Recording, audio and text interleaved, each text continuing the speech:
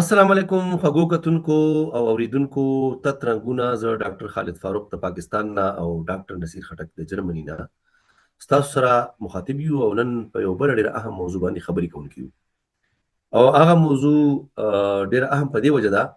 چې زمونږ او ستاسو د موجوده د ژوند سره هم او زمونږ د راروانو نسلونو د ژوند سره هم تړلې ده او ډېر اهم اثر پکې لري. خو د دې نه مخکې چې مونږ موضوع طرف ته لاړ شو نو زما تاسو ته یو ځل بیا دا درخواست دی چې تاسو تت رنګونه چینل سبسکرایب کړئ، پروګرام زموږ وګورئ، کمنټ وکړئ، لایک وکړئ، بلکې شیر یې کړئ که تاسو کولی شئ او موږ ته په کمنټس کې خپل آیډیاز هم راکړئ او زموږ رهنمایي وکړئ. زموږ زړه موضوعات چې څنګه وو مطلب د انسانانو او د وایلډ انیملز تعلق یا د هغې شخړه هغه هم یو قسم د نیچرل ریسورس سره تعلق ساته هغه څیزونو. خو نن زموږ موضوع خصوصا دا ده چې موږ د قدرتي وسایلو ډېر غیر دانشمندانه او غیر منصفانه استعمال کوو او دا یو ډېر اهم موضوع ده او چا د دومره خیال نه وي عامو خلکو ته استعمال ډېر بې درېغه روان دی او موږ به د هغې څه مثالونه دلته ډسکس کوو چې موږ په خپله په هغه خاښ باندې تبر وهو په کم خاښ چې موږ ژوند کوو، په کم خاښ چې زموږ ژاله ده، زموږ ژوند دی، کوم ګوسله ده، منګه په خپل راغستې د تبر او اره او هغه خاښ کټ کوو. خوږو کتونکو اوریدونکو زموږ د ژوند دپاره د اوبو ډېر لوی اهمیت دی. دغه شانتې ځنګلات دي، ځمکه ده، سبزه ده، بوټي دي، اوبه دي او دغه شانتې معدنیات دي د ځمکې لاندې، د ځمکې په سر باندې د ځمکه په خپله یو ډېر لوی وسیله ده، وسایل دي. د دې ټولو څیزونو استعمال موږ ډېر په بې درېغه شروع کړی دی او داسې استعمالو لکه چې دنیا 2 ورځې پس ختمیږي او زمونږ د دې 2 ورځې که موږ څه حاصل نه کړه نو شاید چې موږ ته به ګټه میلاو نه شي. او یو قسمه په پښتو کې موږ دې ته تالان وایو، موږ په دې ټولو قدرتي وسایلو باندې تالان جوړ کړی دی او دا موږ د قدرتي وسایلو سره هم ظلم کوو، د ځان سره هم ظلم کوو او د خپل چاپېریال سره هم ظلم کوو. مثال ډاکټر صاحب تاسو فکر کړی زموږ پرې وطن کې زه په روز کال بلوچستان کې وم او دې پرې پنجاب ته هم زما تګ راتګ کېږي چونکې زما خو کار ټول د اګریکلچر او د لایف سټاک سره دی او کنسلټنسیز کوم، سروس کوم، فیزیبیلیټي سټډیز کوم. نو ما وکتل چې په ډېرو ځایونو کې سولر ټیوبویلې لګېدلي دي ځمکو ته اریګیشن دپاره، د اوبه خور دپاره. او هغې کې مې دا وکتل چې په ډېره لویه پیمانه باندې سهار نه موټر چالو شي 4 انچې او 15 انچې پیپ دا د ځمکې نه راوځي او تر د مازدیګره پورې او دا کار په هفتو رواني. نو سړی ډېر خفه شي چې یاره د دې ځمکې چې کومې لاندې اوبه دي چې هغه د الله تعالی د یو خاص مقدار باندې پیدا کړي د اوبو او دا د انسانانو د استعمال لپاره دي، خو دومره په بې دردانه انداز باندې هغه موږ استعمالو چې مسلسل د واټر ټیبل چې دی د ځمکې هغه مسلسل په ښکته روان دی. زموږ په علاقو باندې بس زمانه کې کوی ډېر په لنډه ختل، اوس هغه کوی په 100 فوټه کې په 120 فوټه کې خو سوال نه پیدا کېږي، هغه 200 250 300 فوټ ته د هغې جوړوالی ورسېد. ایون دا چې ځینې کوی په 400 فوټه کې وځي، یعنې واټر ټیبل دومره ښکته روان دی او دومره په تیزۍ روان دی چې که د دې مخنیوی موږ په خپله ونه کړو، د اوبو استعمال موږ منصفانه ونه کړو، دانشمندانه یې ونه کړو، نو زما دا خیال دی چې په روان وخت کې زموږ قوم تر ټولو نه غټه مسله د اوبو ده. او زه دا فورسي کوم او دا فورکاست کوم چې یوازې زموږ پښتانه نه بلکې په دې ټول ریجن کې به را روانې جګړې په اوبو باندې کېږي او یوازې په پښتنو په علاقه نه بلکې زه دا هم وایم یو فورکاست کوم چې را روان جنګونه به هم په اوبو باندې کېږي د ملکونو په منځ کې او اوبه ډېره غټه ایشو د را روانو قومونو دپاره. خو د هغې بنیادي وجه دا ده چې موږ ټول یوازې پښتانه نه بلکې ټول خلک موږ د اوبو ډېر غیر منصفانه او غیر دانشمندانه انجوډیشس یوز کوو. ډاکټر صاحب دغه شانتې زموږ په ځمکه باندې ځنګلات دي. ځنګلات یو زمانه وه چې غرونه به ډک وو د ځنګلاتو، وایلډ لایف به پکې هم وو، واورې به هم په هغه انداز کې دی، کلایمیټ چینج نه و، موسمیاتي تبدیلیانې هغه شانتې نه وې. اوس جنګلات دومره په بېدردۍ سره کټ شو، د ټمبر مافیاز دي خپل، چې اوس د بارانونو پیټرن هم چینج شو، بلکې عام بارانونه خو پرېږدوئ نو چې کوم مونسون دي هغه مونسون چې د هغې یو خاص رینج و په علاقو کې یو خاص علاقو ته به رسېدل، هغه اوس هغه علاقو ته هم ورسېدل چېرته چې ګلیشیرز به موجود وو. یعنې زموږ په سوات کې تاسو وګورئ کالام یا د کالام نه لاندې نږدې علاقې هلته به ډېر غټ غټ ګلیشیرز وو، په سخته ګرمۍ کې به هم ګلیشیرز موجود وو. هلته اوس د مونسون بارانونه ورسېده او ګلیشیرز هلته نه پاتې کېږي، ولې کېږي او د هغې نتیجه موږ ته په سیلابونو په صورت کې په دې کې ملاويږي. او ظاهره خبره ده چې واوره ولي شي او وبني نو لاندې علاقو ته یا ډاون کنټری ته وبنه ملاويږي، نو ظاهره خبره ده فصلونه باندې کېږي، اریګیشن باندې کېږي. او چې اریګیشن نه کېږي نو موږ به واټر ټیبل لاندې بوزو، ځمکه به د ځمکې نه موږ به په سولرو په ټیوبلو باندې وباسو. په دې باندې تفصیل کې خبره کوو ډاکټر صاحب. دغه شانتي زمونږ د ځمکو استعمال دی، کمې ځمکې چې زمونږ د زراعت لپاره وي او هغه یو پلانینګ پکار وغیرہ چې اګریکلچر لینډ جدا پکار دي، کمرشل لینډ جدا پکار دي، هاوسنګ سکیمونه جدا پکار دي ځایونه. او د بدقسمتۍ نه په ټول پاکستان کې بیا زموږ په پښتنه خاوره کې هیڅ قسمه پلانینګ داسې نشته چې هاوسنګ سکیمونه، اگر چې دې باقاعده وزارت او ډپارټمنټ موجود دی، خو په بېدردۍ سره روزانه نوي نوي اګریکلچر لینډز باغونه خلک وهي او زرعي ځمکې د آبادو لاندې راولي او هاوسنګ سکیمونه په هغې باندې آبادېږي. دغه شان د ځمکې لاندې معدنیات دي، هغه هم ډېر په بېدردۍ سره راوځي. هېڅ قسمه ماحولیاتي تدابیر په هغې سره په هغې کې په پلانینګ کې نه نیوی کېږي، بلکې پلانینګ درسره نشته. غرونه مسلسل راکوزېږي د ماربلو په شکل کې، د کرشو په شکل کې، د ګټو په شکل کې، او څه قسمه کنټرول په هغې باندې نشته. دا ټول وسایل ډاکټر صاحب دا قدرتي وسایل دي. الله پاک د خپلو مخلوقاتو لپاره، د خاص کر د انسانانو لپاره دا پیدا کړي د ژوند ذریعه. خو زموږ سره دا سوچ نشته چې لکه دا موږ چې کوم څیزونه استعمالوو په بېدردۍ، په دې باندې سبا نه زموږ د روان نسلونو هم حق دی، پکار دی چې دا موږ پرزرو کړو، هغو ته هم د دې نه صحیح حصه پاتې کړو. زموږ مشرانو زموږ مخکینو نسلونو پاتې کړي وو، موږ دونه په بېدردۍ سره څیزونه کټ کوو، ختمو او استعمالوو چې زموږ را روان نسلونو ته پای کې ډېر مشکلات دي. نور هم په دې باندې خبرې کوو ډاکټر صاحب. اورو ډاکټر صاحب تاسو څه خیال دی؟ تاسو په یورپ کې ژوند کوئ، په جرمني کې دا وخت، د دې نه مخکې تاسو په نور ریجنز کې هم ژوند کړی دی. په نورو ملکونو کې د نیچرل ریسورسز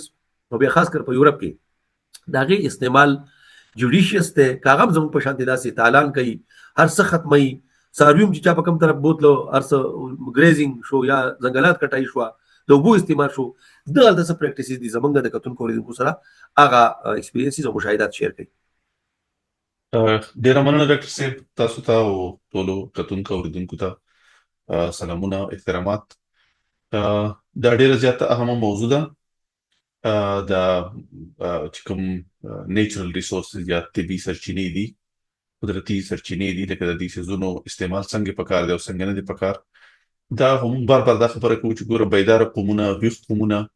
هغه خپل مختلف لکه دغسې هر څیز دپاره هغو قوانین جوړ کړي دي. دا څیزونه هغوی دلته کې دا یو څیز کړی دی چې لکه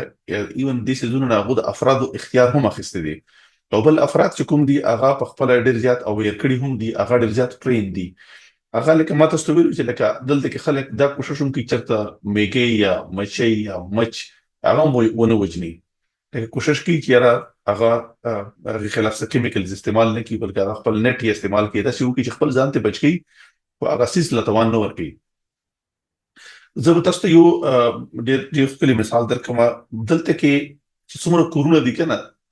یو خو فلیټونه دي چې کوم هاوسز دي، کور چې ته وایي، نو د کورونو په بیک یارډ کې شا طرف ته همیشه یو باغ وي. نو دغه باغونو کې هر کور د خپل د چت پرنالې نه وړوکې پایپ پیل کړي وي او لاندې یو غټ ټانک جوړ کړي وي هغې ته. د باغ ټول د دغه چت په اوبو باندې اوبه کوي. ښه ماشاءالله. هغې دپاره نورې اوبه لاندې نه بورینګ اوبه یا بهر نه چې کومې اوبه راځي دا نه استعمالوي. دغه چت نه چې کومې اوبه راځي هغه بالکل نیچرل اوبه وي یا د نایټروجن ډکې اوبه وي، نو بس هغه ورکوي. او لکه هغه خو د باران اوبه خو پاسه نه چې کوم دی که د تندرینګ او د لایټنینګ دا تناګړه زاوده چې وشي که نه، نو دا خو ځان سره بیا لکه لاندې ځان سره نایټریټ هم راوړي، لکه دا د کاد نه ډکې اوبه وي، نو هغه استعمالي دلته خلک. دغسې ایون لکه دلته کې که تاسو خو جرمني ته یورپ ته راغلي یې، یورپ د اوبو ډک دی. که موږ یورپ وګورو، یورپ هر ځای کې دریاب دی، هر ځای کې ناله ده او هر ځای کې اوبه بهیږي، خو لکه د هغو د دې اوبو اهمیت دومره دی ورسره چې سیویج واټر هم نه ضایع کوي. ها یعنې چې کوم د واشرومونو نه اوبه وځي او د کور د استعمال اوبه وځي بار، هغه هم نه ضایع کوي، هغه هم نه ضایع کوي، هغه بیا ټریټ کوي، هغه واپس استعمالي. ایون هغې نه ډرینکینګ واټر جوړوي، لکه هغه دومره پاکي کړي چې هغه واپس د څښلو قابل وي. یعنې هغه هم هغوی دغه کوي نه، هغه هم هغوی ضایع کوي نه. ما تاسو ته وویل لکه څنګه چې په د پرنالې اوبه استعمالوي، دغسې که موږ ځنګلاتو ته وګورو، ځنګلاتو ته دلته کې چې زه دا څومره بوټي ګورم او خواوشا کې د هر بوټي خپل نمبر دی. ها په دې باندې ورو ته نمبر ورکړي بوټو ته. بالکل. نو دا د ټولو بوټو خپل نمبر دي. دا د سینه ته چې لکه دا بس لوی شوی د حکومت ته پتن هغه هر بوټي شمارلې دي، هر بوټي خپل نمبر دی، او دا بوټي چې کټ کیږي نو دا د سینه کټ کیږي، دا د چا پس مګه کوم دي خپل کور کوم بوټي خو چې هغه نمبر لګیدل دا سینه ورته کټ کوي، نن ورته خوشا کټ کوم او سبا چې دی نه. نو دا چې تکله کټ کوي نو دا ته پرمیشن اخلي او بیا بل کې دی بوټي په ځای بل بوټي لګي په دې شناختی کارت بل بوټي لویږي او ته دا کټ کوي. د سینه چې لکه ته د سوزونه خلک دا نیچرل ریسورسز د سي خلک ساتي. دا خبره یاد ساتئ دلته کې خو خلک خپل بچي خپل خزه خپل خاون خپل پلار خپل رور وجني بغیر د پوسټ نه پروي نه بوټي لاس شي دی مړه. زه تاسو ته دې کده سره وړاندې یو خبرو کوم چې اوس دلته کې چون کې د 100 کالو نه دلته کې ګرمي زیاته شوې ده کنه، تیر لګمل 15 کال کېږي چې د ټمپریچر اورال ټول دنیا کې زیات شوې ده. ګوره مونږ طرف ته خلک صرف دې کنه لکه چې ګرمي شي او دعاګانې کې خدای پاک هواګانې راوچلې او باران وکي او چې یخني شي یا باران شي به خدای پاک وای درې، لکه خپل انسانان بالکل پراته دي. خدای خو قرآن کې وایي ان الله لا یغیر ما بقوم حتى یغیروا ما بانفسهم. چې دا کله نه دا ټمپریچر زیات شوی دی نو دوی دلته کې د ساينسدانانو د سوزونه وکتل چې رقم کوم بوټو ته د چې کوم اوسه پورې څومره کال کې باران کیږي نو دوی ته دا او بنلي پورا د باران والا نو هغه کوم سپیشیز دي هغه کوم د بوټو قسمونه دي چې هغه ته ایکسترا په پکار دي. نو هغه ته د سینې دي کړي چې لکه بیا ورته چې دې کنه نل راوستي پایپ ورته نه هغه دې سټو سره تنو سره خوښ یو پلاستیک په دې بوجي لګولي چې هغه ورته لګي غونډه او به د باران والا سٹور کوي. ها یعنی چې د هغه د کال ضرورت پوره کیږي. هغه چې کومه لګي غونډه وچه ورځ راځي په کې دلته میاشتې وچه نه ورځ وچه راځي نه چې کومه وچه ورځ راځي چې هغه کې د هغه د اوبو ضرورت پوره کیږي. یعنی مثال مطلب نه د دې خبرو چې ګوره هغه د بوټو لکه د ونو دومره زیات حفاظت کوي، هر ونه قیمتي شماري. زمون طرف ته هر سړی اره راخسته ده او چې په کومه ونه ورغه او څټم په ورغه او څنګه کټ کړه بغیر د دې نه چې د دې ونه څومره عمر دی د دې اهمیت دی د دلته کې ګوره ونه چې یو زه تاسو ته وایم چې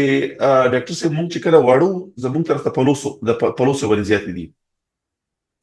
ان زما د نیکه قبر سره یو وړو کې غونډه د پلوسو ونه و وړو کې غونډه بوټي وو نو هغه اوس هغه نه غټ بوټي جوړ شو. یعنی دا د 83 نه یعنی اول د 15 کالو کې لکه یو ونه جوړي راورسي او زه ګورم چې زمونږ طرف ته دغه غټي غټي ونې چې کوم خلک کټ کی لکه دا به د 200 کالو وي 300 کالو وي زرو کالو هزار 12 15 اوس دا د فطرت د 200 د 300 کالو مهنت ته او د راغې نو دا ستاده تیرو یا په 200 کال کې اته نه نسلونه تیر شوي دي هغه حق نو ستاره روان چې کوم دلته به څومره نسلونه تیریږي هغه حق نشته نه صرف ستا حق دی تراغلی او ته خپل صرف نه راستي ځکه چې تنه بل کار نه کیږي لکه ته دا شارټ کټ واړې یا بس دا کټ کوم بس لکه جیب ته پیسې راشي نو دا صرف لکه ذاتی دا کې خلک یو د بوټو غلاګانی کې زی په غلای وهي د بلچا وهي تیاری ولې کټ کی لکه تاسو څنګه د ټیمبر مافیا خبر وکړه دا په غټ لیول باندې خو زه وایم چې ګور لکه دا وړو کلیول نه هم پاسبل ده لکه دا افراد به بدلیږي نو معاشره به بدلیږي د څه نشي کېدلی چې مونږ وایو چې معاشره د پلان کې د ټول معاشره د ټیک شو د اخر کې بدلیږي نه دا هر سړی بدلیږي او یا دا چې کپره ته ونه کټ کې ډاکټر صاحب تاسو خبر یاد ساتئ نو څه کاته ونه کټ نو تاسو دغه په بدل کې لس 15 بوټي نور لګولې دي کنه دي چې دا احساس خو بیا یو د لګولې یو نه جوړ کم سے کم خو زموږ چې سړی غټه ونه وایي نو چې کم از کم یو لس 15 وړه بوټي خو لګوا نور نه دا نه کوي دغه تیار بوټي چې کوم لوي شو هغه بیا زمون طرف مونږ تیر دا کوم خبره کړې و چې ګریزینګ ولا کوم خبره ده د مال سره ولا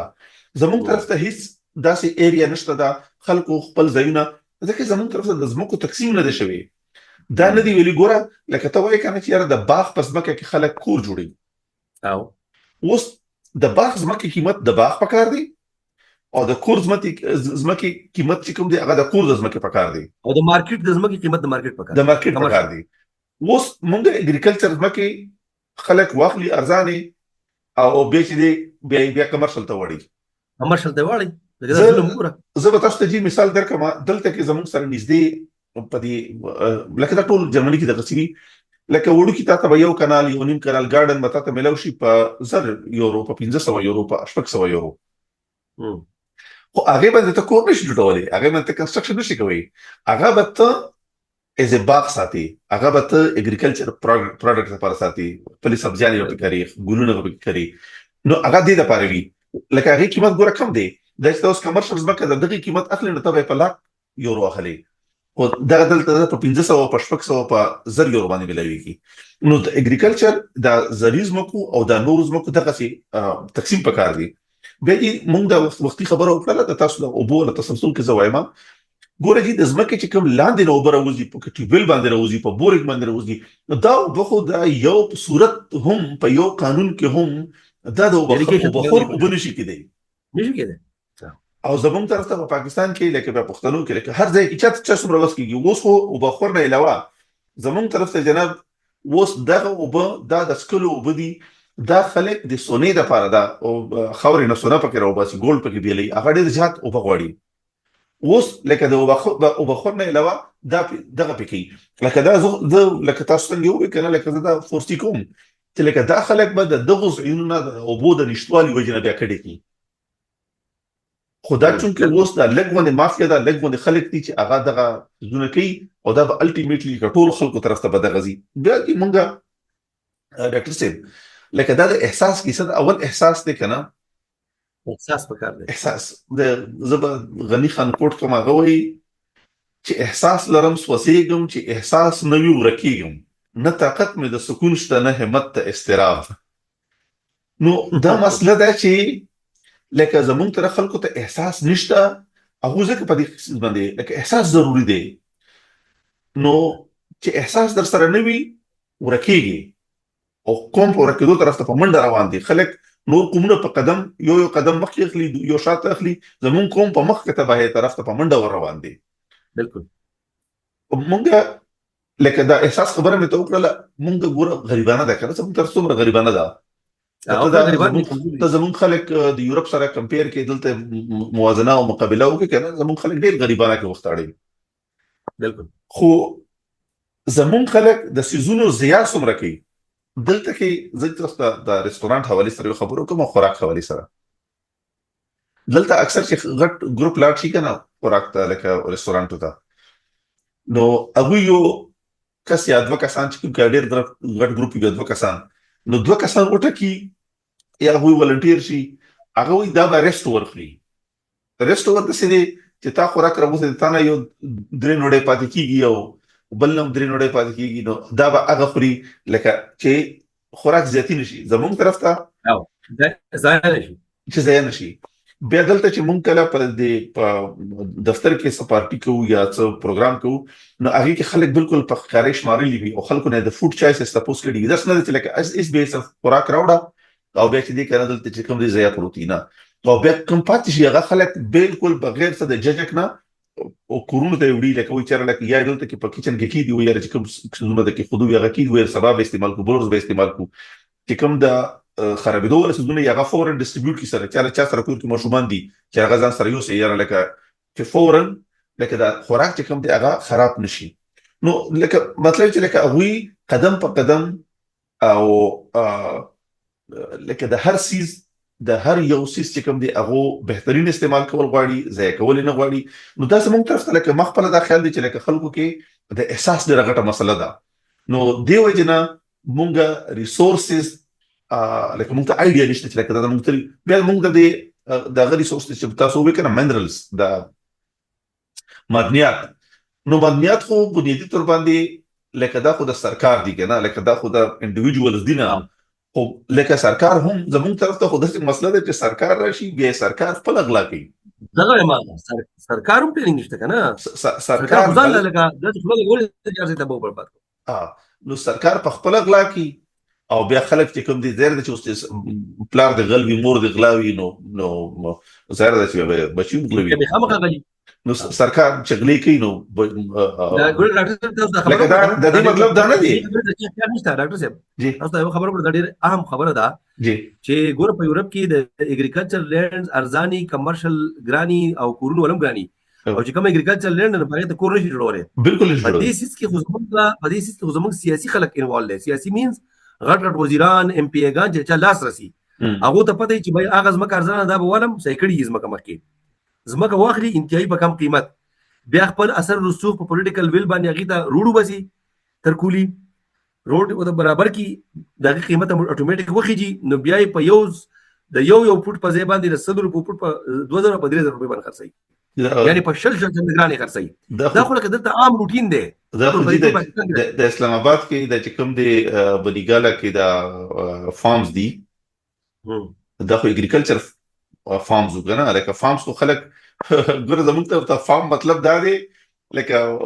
with apology with معذرت سره زموږ طرف ته فارم هاوسز خلک وی کده به مجرو له جوړي دا ځکه او فارم هاوسز کو بنیادی طور باندې د پر کې کتاب الته کې چې کوم دي سبزیان او داسې زونه به ساتي زنور به په ساتي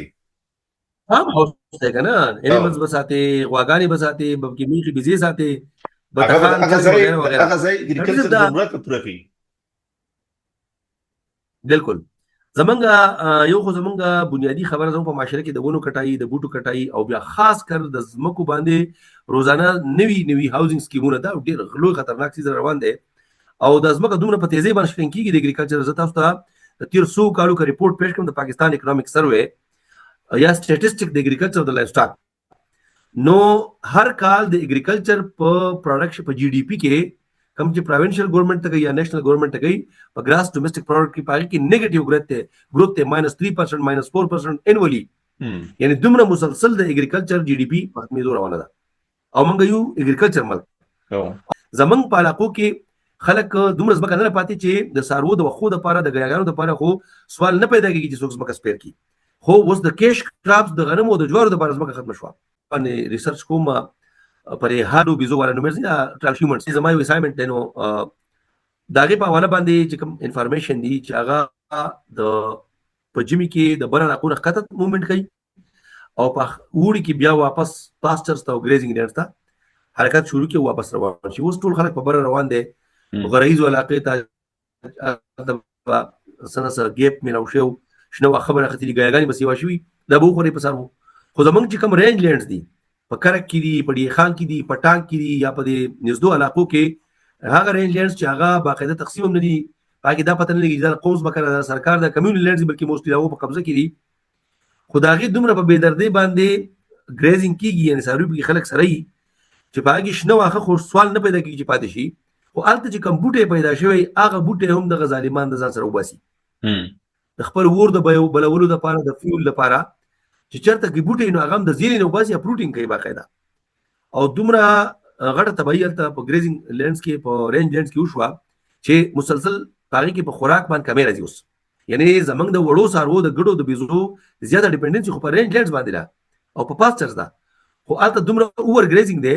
او مس منیجمنت دی چې دا غي د وجینا زمنګ ګریزینګ لینډوم ته به شو چې باران وشي الته کې ایروژن وشي د زمکه کوم د سر خاور دغه په سیلاب کې وبېږي او هغه علاقې ورو شړېږي هر باقاعده کې ته پلانینګ وکړي چې دا مخه ډاکټر سي د چې کوم انفرادي تور باندې هم خلک چې لکه نن کم بوټي کټکی هغه اپروټینګ کوي د یو ګډي یا بيزي ساتلو د پاره هغه بوټي ورل کټکی دا سوچ نه کوي چې لکه بلکې لکه روان کړل به کوم بلکې له کوم زه د دې ته نه هري هغه روان کړل الله وای دا روان سرکار خبره نه کوي روان کر الله مالک دی وای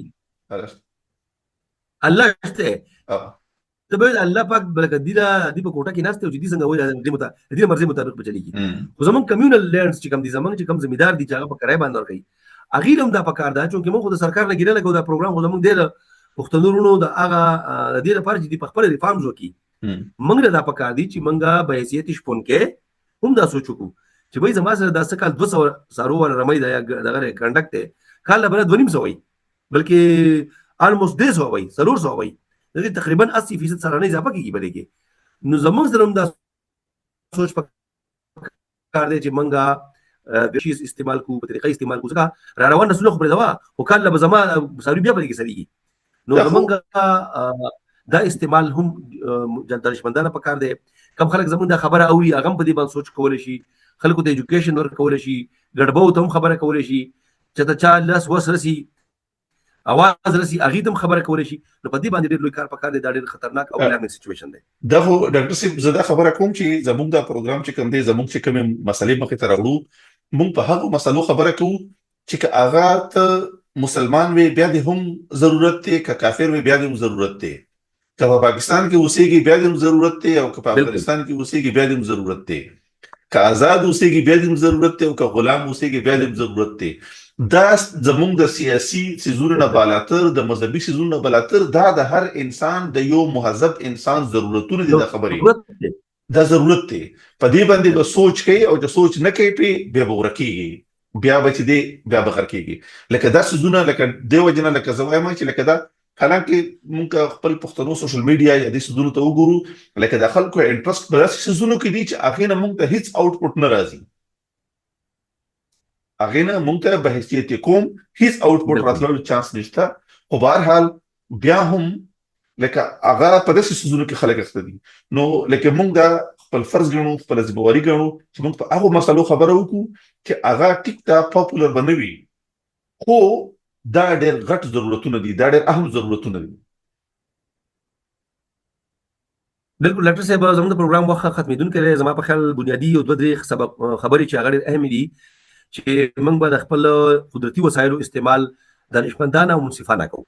دا یوازې زموږ ضرورت نه دی، دا زموږ د راروانو نسلونو هم زموږ سره امانت دي، او د دې استعمال او د دې پریزرویشن، د دې کنزرویشن، د دې حفاظت دا زموږ فرض دی. اجازت غواړو د الله په امان. د الله په امان.